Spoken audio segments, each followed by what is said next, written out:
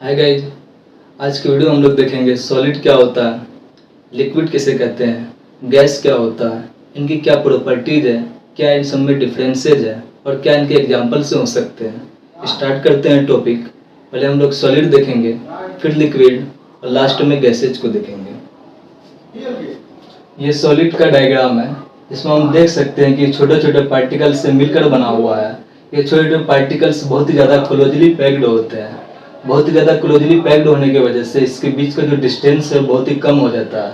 उनके डिस्टेंस से कम होने की वजह से इसमें फोर्स ऑफ एट्रैक्शन बहुत ही ज़्यादा होता है।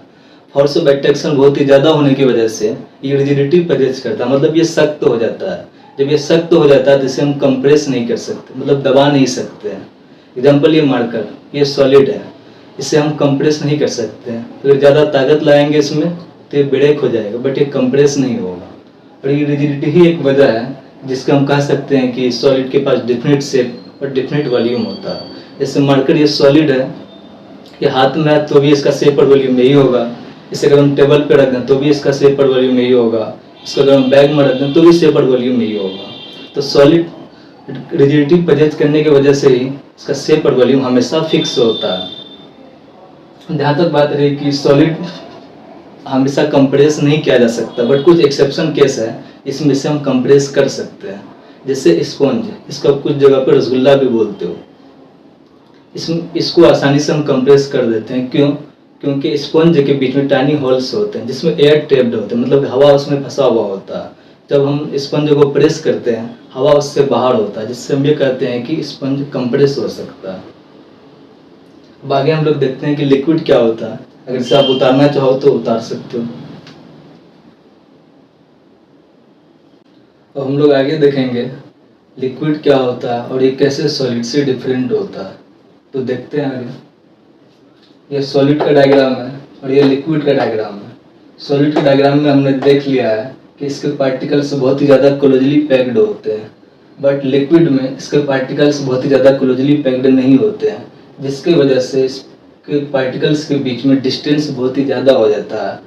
डिस्टेंस ज़्यादा होने की वजह से फोर्स ऑफ एट्रैक्शन जो इसके पार्टिकल्स के बीच में वीक हो जाता है, कमज़ोर पड़ जाता है। सॉलिड में हमने देखा था कि बहुत ही ज़्यादा रिजिड होता है, बहुत ही ज़्यादा सख्त होता है, बट लिक्विड में ऐसा देखने को नहीं मिलता। ये नॉर्मली रिजिड नहीं होता है, इसके पास प्रॉपर्टी होती है फ्लो करने की।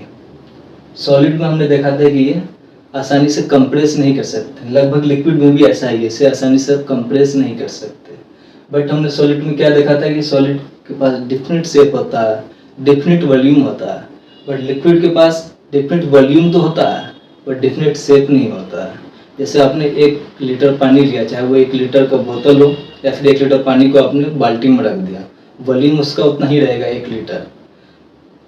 तो वॉल्यूम इसका चेंज नहीं होगा, इसका शेप चेंज होगा कि आपने कौन से बर्तन में रखा है लिक्विड को। अगर आपने कोनिकल शेप में रखा तो कोन का शेप हो जाएगा, अगर आपने सिलेंडर टाइप के बर्तन में रखा तो सिलेंड्रिकल शेप होगा। शेप इसका चेंज हो सकता है बट वॉल्यूम इसका फिक्स होता है। आगे देखें मोशन को लेकर के। नॉर्मली सॉलिड के पार्टिकल बहुत ही ज़्यादा क्लोजली पैक्ड होने की वजह से इसमें किसी तरह का मोशन देखने को नहीं मिलता है। मोशन के नाम पे सिर्फ इसमें एक ही मोशन होता है, वह है वाइब्रेटरी मोशन। वाइब्रेटरी मोशन मतलब वो अपनी जगह पर ही उसी पर वाइब्रेट कर सकता है। बट लिक्विड में वाइब्रेटरी मोशन के साथ साथ ट्रांसलेशनल मोशन, रोटेशनल मोशन भी देखने को मिलता है। ट्रांसलेशनल मोशन मतलब कि वो एक ही डायरेक्शन में फॉलो कर सकता है, उसे हम ट्रांसलेशनल मोशन कहते हैं। और रोटेशनल मोशन को अपने एक ही एक्सिस पे मूव कर सकता है।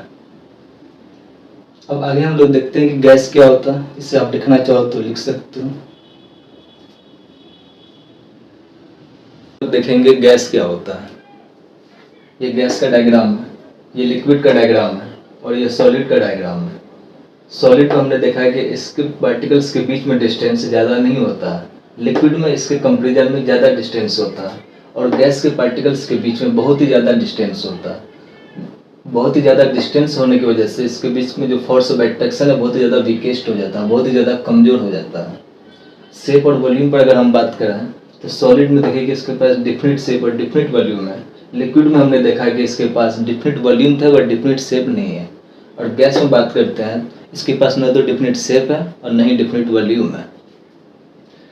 सॉलिड को हमने देखा था कि इसको आसानी से हम कंप्रेस नहीं कर सकते, लिक्विड को भी देखा कि हमने इसको आसानी से कंप्रेस नहीं कर सकते हैं, बट गैस की जहाँ तक बात करते हैं इसे हम आसानी से कंप्रेस कर सकते हैं।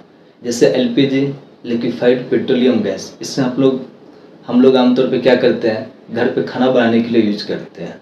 सीएनजी, कंप्रेस्ड नेचुरल गैस, इसे हम लोग फ्यूल के तौर पे व्हीकल में यूज करते हैं। ऑक्सीजन सिलेंडर, इसे हॉस्पिटल में यूज किया जाता है। ये सभी कंप्रेस्ड गैस हैं। जहाँ तक मोशन की बात हो तो सॉलिड में हमने देखा कि सिर्फ वाइब्रेटिव मोशन होता है, बट गैस में लिक्विड के जैसे ही वाइब्रेटिव के साथ साथ ट्रांसलेशनल और रोटेशनल मोशन भी देखने को मिलता है। उम्मीद है ये वीडियो आपको अच्छी लगी होगी। अगर इससे आपको कुछ सीखने को मिला हो तो please like, share and subscribe the channel.